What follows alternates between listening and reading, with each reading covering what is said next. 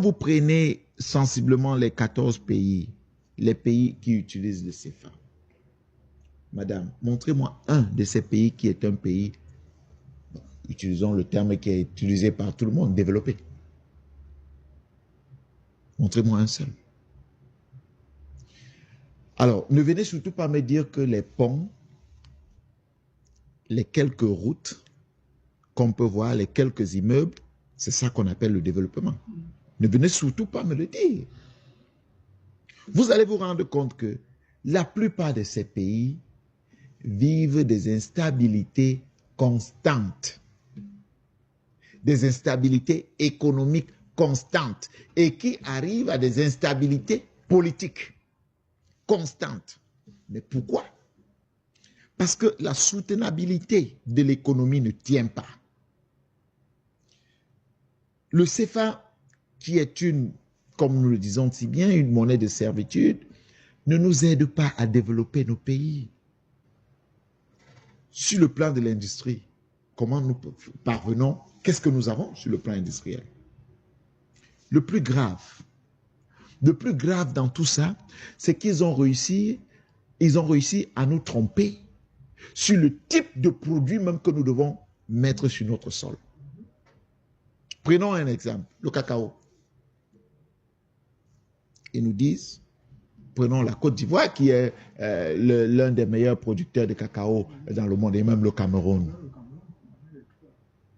Pensez-vous que nous ayons vraiment besoin de ces cultures-là chez nous? Parce que quand on finit de les faire, c'est pourquoi? C'est pour l'exportation. C'est pour l'exportation, généralement en brut, même si maintenant on va dire que nous sommes dans la transformation. À quelle échelle? À quelle échelle? Bon, c'est pour l'exportation. Et pour la consommation de quel marché?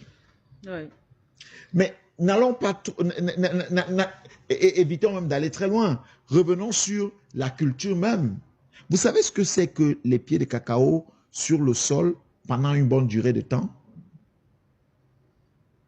Vous savez les conséquences?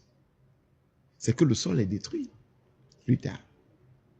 Mais vous ne vous posez pas des questions parce qu'on se limite à dire aux cultivateurs, dès que tu vends ton sac de cacao, le kilogramme coûte telle somme, encore que ce n'est pas nous qui fixons le prix, c'est-à-dire il varie selon la volonté de celui qui décide, pas celui qui est le planteur, pas l'organisation africaine qui est autour, n'est-ce pas, du commerce des produits africains, pas là, mais ailleurs encore. Vous vous empêchez donc de faire de la pomme de terre. Vous vous empêchez de faire de la patate. Vous vous empêchez de faire du riz même. Vous vous empêchez de faire du manioc.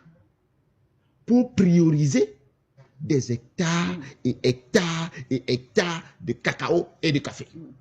Le marché pour l'extérieur. Pour satisfaire leur marché.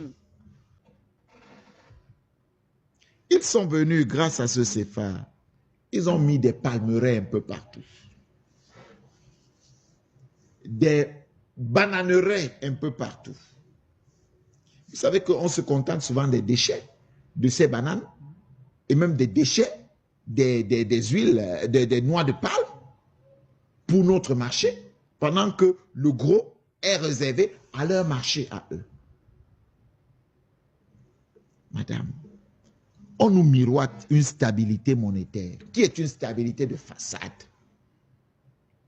Cette stabilité a-t-elle permis à un seul de ces pays de challenger un autre pays qui a sa propre monnaie en Afrique? Je ne pars pas loin, n'allons pas très loin.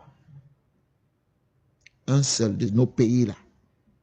Quand on veut trop faire, on vous brandit les dettes qui ne servent pas à l'investissement, mais qui servent beaucoup plus au fonctionnement, c'est-à-dire à la consommation, qu'à l'investissement. Et on vous dit, non, vous avez une monnaie stable qui est arrimée à l'euro et qui fait que vos pays ne peuvent pas... Non, quand même. Et nous avons des gens qui ne comprennent pas, qui viennent justifier le fait que non, ce n'est pas le CFA le problème, c'est les dirigeants le problème. Parce qu'en réalité, le CFA ne vous empêche pas d'investir, mais c'est que les dirigeants sont corrompus. Mais qui a appris à ces dirigeants-là qu'il fallait être corrompus pour qu'on les respecte? Quand vous avez modifié les valeurs, cette inversion de valeurs que nous convoquons tout le temps, Vous avez montré à ces gens que, d'abord, ils n'ont pas besoin de porter de l'argent pour venir chez vous, puisque quand vous signez vos contrats avec eux, vous imprimez les CFA là-bas, vous le leur donnez là-bas. Ils achètent les maisons avec là-bas. Ils font tout ce qu'ils ont à faire là-bas. Ils font tout ce que vous voulez. Et après, quand vous n'êtes plus en bon terme avec eux, vous décidez de dire à leur peuple, tiens, votre dirigeant là, il a 10 immeubles ici. Hein. C'est un corrompu, c'est pour ça que le pays n'avance pas.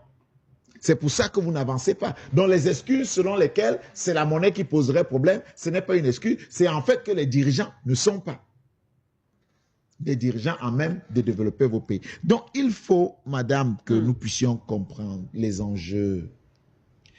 Pour la simple question de souveraineté, il nous faut notre monnaie.